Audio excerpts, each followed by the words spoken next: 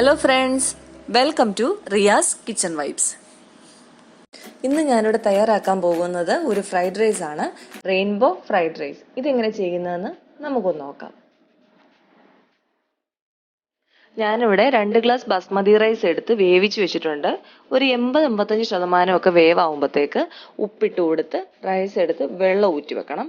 ഒരുപാട് വെന്ത് പോകരുത്. അങ്ങനെ വെന്ത് പോയാൽ നമ്മളിത് മിക്സ് ചെയ്യുന്ന സമയത്ത് ആകെ കുഴഞ്ഞു പോകും. പിന്നെ ഇത് കഴിക്കാനൊന്നും വലിയ സുഖം ഉണ്ടാവത്തില്ല.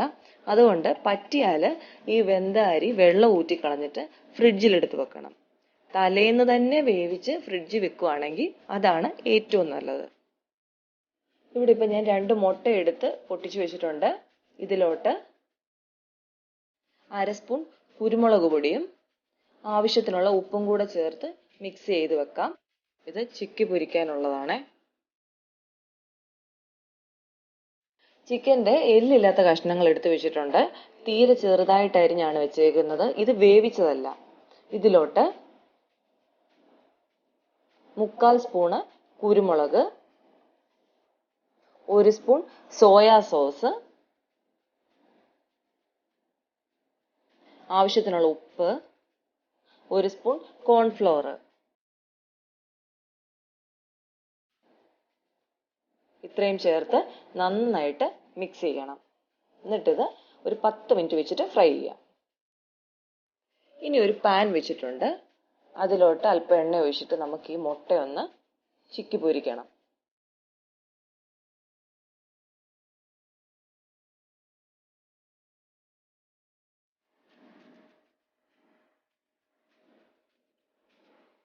മുട്ടയായി വന്നിട്ടുണ്ട്.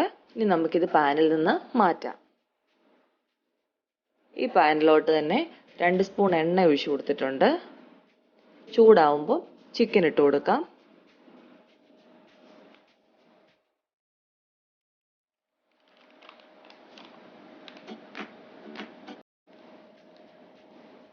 ഇനി നമുക്കിതൊന്ന് അടച്ചു വെച്ച് വേവിക്കാം.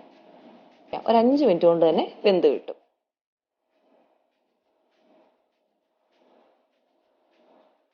ഇത് വെന്ത് വന്നിട്ടുണ്ട് ഇപ്പോൾ. ഇനി നമുക്കിത് പാനിൽ നിന്ന് മാറ്റാം.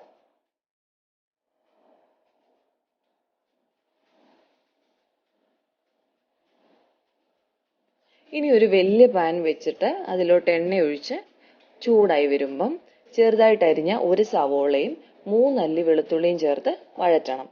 ബ്രൗൺ കളറൊന്നും ആവണ്ട, ഒന്ന് മൊരിഞ്ഞു വന്നാൽ മതി. ഇതിലോട്ട് ചെറുതായിട്ട് അരിഞ്ഞു വെച്ചിരിക്കുന്ന ക്യാരറ്റ് കൂടി ചേർത്ത് കൊടുക്കാം. ഈ സമയത്തൊക്കെ തീ നല്ല ഫ്ലെയിമിലാണ് വേണ്ടത്.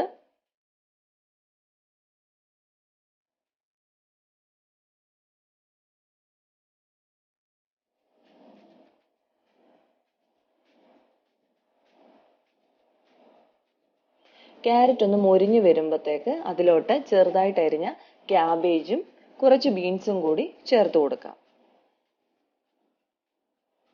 ഇതൊന്നും വെന്ത് കിട്ടുന്നതല്ല പാകം, നന്നായിട്ട് മൊരിഞ്ഞു വരുന്നതാണ് കറക്റ്റ് പാകം. നമ്മൾ ഇതുവരെ ഇതിൽ ഉപ്പ് ചേർത്ത് കൊടുത്തിട്ടില്ല.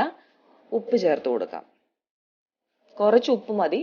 ഇത് കുറവുണ്ടെങ്കിൽ നമുക്ക് സോസ് ചേർത്തിട്ട് ചേർക്കാം. ഇനി ഇതിലോട്ട് ക്യാപ്സിക്കം കൂടെ ചേർത്ത് കൊടുക്കാം. ഞാനിവിടെ 3 കളർ ക്യാപ്സിക്കവും ചേർക്കുന്നുണ്ട്. നിങ്ങൾക്ക് ഏതാ ക്യാപ്സിക്കം കിട്ടുന്നതെന്ന് വെച്ചാൽ ആ കളർ ചേർത്താൽ മതി.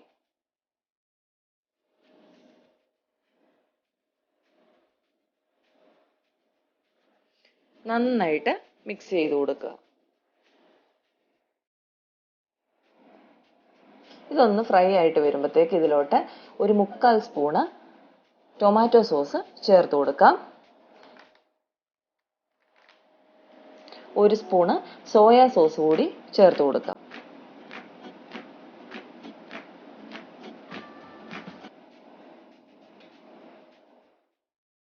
ഇത് നന്നായിട്ട് മിക്സ് ചെയ്ത് കൊടുക്കുക.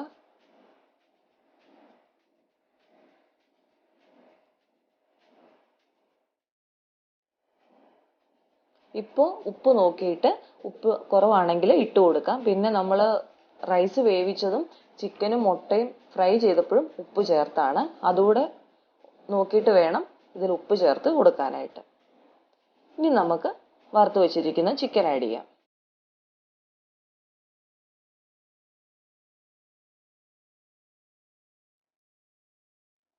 ഈ സമയത്ത് നിങ്ങളുടെ എരിവിന് അനുസരിച്ചുള്ള കുരുമുളക് ഉണ്ടോ എന്ന് നോക്കാം.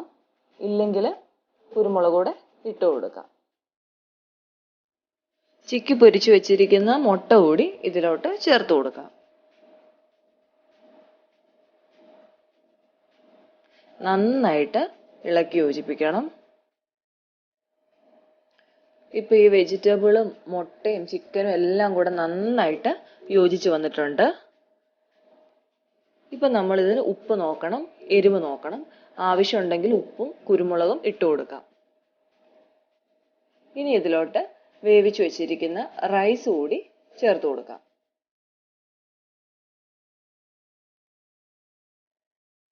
തീ കൂട്ടി വെച്ച് വേണം ഇതൊക്കെ ചെയ്യാനായിട്ട്. ഇനി ഇതൊന്ന് മിക്സ് ചെയ്ത് കൊടുക്കാം.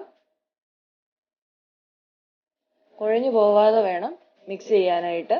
നമ്മുടെ അരി വെന്ത പാകം കറക്റ്റ് ആണെങ്കിൽ ഇത് കുഴഞ്ഞു പോകത്തില്ല.